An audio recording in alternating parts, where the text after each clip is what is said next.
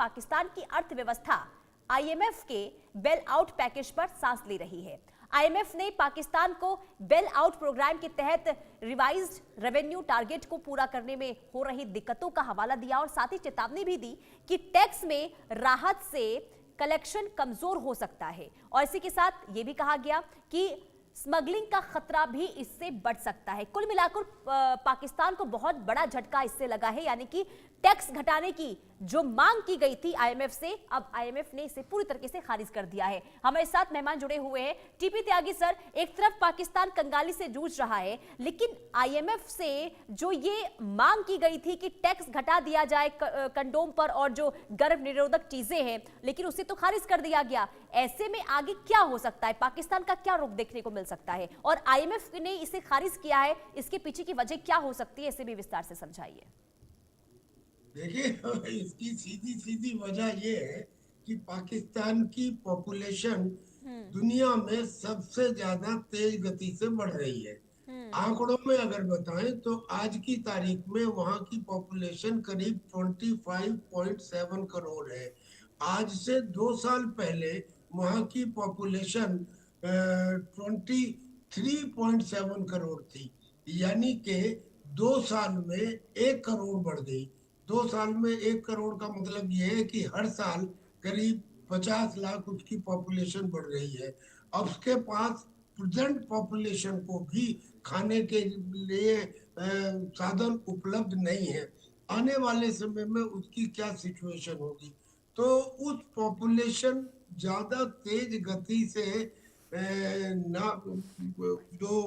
ना बढ़े, इसलिए वर्ल्ड बैंक ने, आईएमएफ ने, इंटरनेशनल मॉनेटरी फंड ने ये कहा कि पाकिस्तान का जो ये सुझाव है कि वो कॉन्ट्रासेप्टिव के ऊपर, बेबी डाइपर्स के ऊपर, कंडोम्स के ऊपर जो 18% ड्यूटी थी उसे घटा के वो 0 कर रहे हैं। तो आईएमएफ ने कहा कि अगर तुम इसे हटा दोगे तो तुमको करीब 600 मिलियन का लॉस होगा।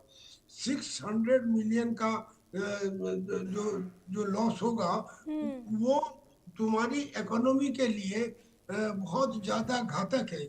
इसलिए उन्होंने उसके इस प्रपोजल को मना कर दिया कि आप ये 18% की ड्यूटी कॉन्ट्रासेप्टिव के ऊपर, बेबी डाइपर्स के ऊपर और कंडोम के ऊपर नहीं घटाएंगे। ये दिस इज द रीजन।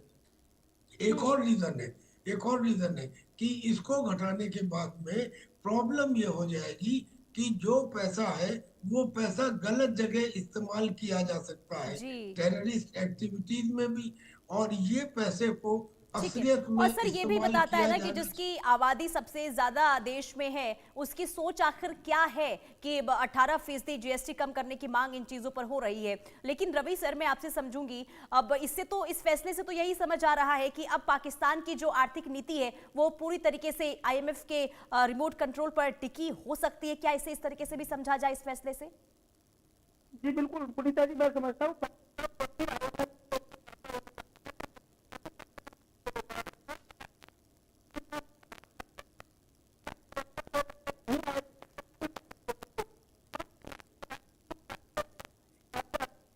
दिया जाता है, वो जानता है, लेकिन